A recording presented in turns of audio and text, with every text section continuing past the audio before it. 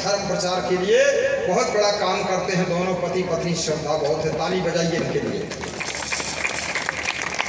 इनके दान पात्र में लगभग 800 की राशि निकली, पहले भी ये दे चुके हैं। आइए, दूसरा कौन है? अहिल्या देवी, जल्दी आइए। अहिल्या देवी, शीघ्रता। ये राम कुमार यादव, महादेवगंज, साहेबगंज, उनके लड़के आ जाओ, दौड़ के आइए, ढीले नहीं रहना चाहिए। IAS बनना चाहते दौड़ते नहीं। ये देखो राम कुमार जी आ गए, पकड़ो। इनके डिब्बे में बहुत ज्यादा है, बड़ा बड़ा मोह। ताली बजाइए।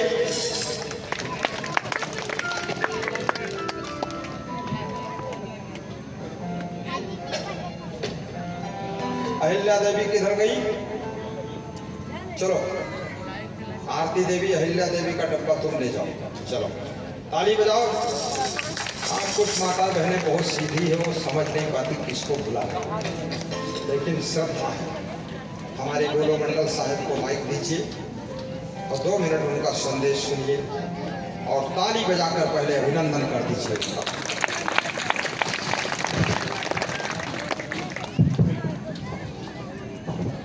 आज 2 दिवसीय कार्यक्रम हम लोगों के गुरुदेव राष्ट्रीय संत श्री असंग देव जी महाराज, जिसका आज दूसरा दिन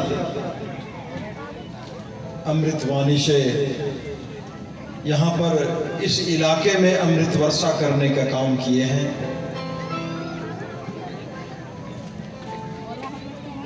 और आप लोग चूंकि इसी फील्ड में यह गुरुदेव जी का दूसरा कार्यक्रम है,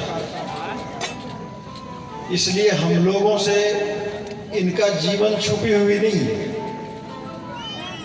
और लगातार इस जगत के कल्याण के लिए कि यह जगत कैसे आगे बढ़े,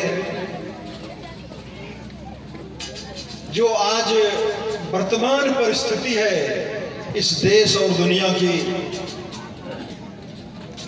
लगातार चारों तरफ आप देख रहे होंगे व्यापक रूप से भ्रष्टाचार, व्यभिचार फैला हुआ है।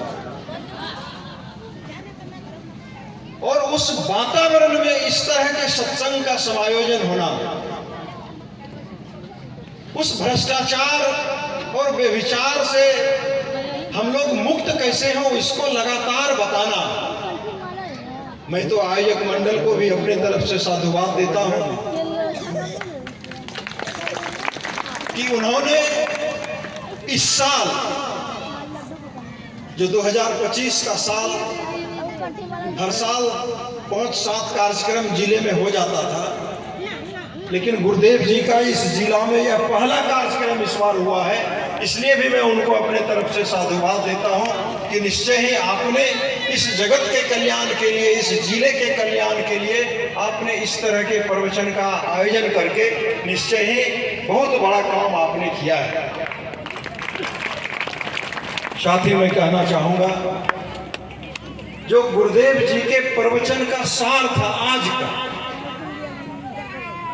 वो स्पष्ट था कि जब भी मन में अहंकार, काम, क्रोध, वासना रूपी आंधी से जब ज्ञान का दीपक बुझने लगे, तो यह सत्संग ही उससे बचाने का काम करता है, उसमें दवाई का काम करता है, औषधि का काम करता है।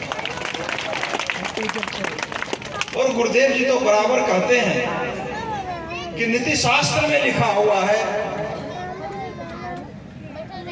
सत्संग स्वर्गवासा।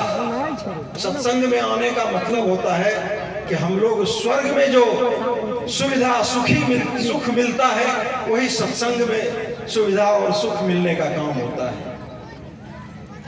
लेकिन आज जो वर्तमान परिप्रेक्ष्य में है, उसमें मैं गुरुदेव जी से कहना चाहूंगा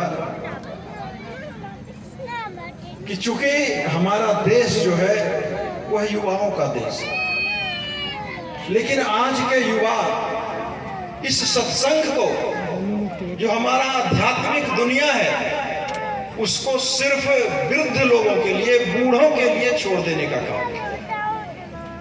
आप बराबर इस पर कहते रहते हैं। और युवा इसलिए उससे प्रभावित नहीं हो रहा है कि जो चूंकि राम की कथा है, भागवत कथा है, लगातार वही ब्रह्म आत्मा परमात्मा की बातें सत्संग में जब होती है तो युवा उससे दूर भागने का प्रयास करते हैं। लेकिन आपके प्रवचन में हमारा जीवन कैसे आगे बढ़े, हमारा जीवन, अभी आपने कहा कि हमारा जीवन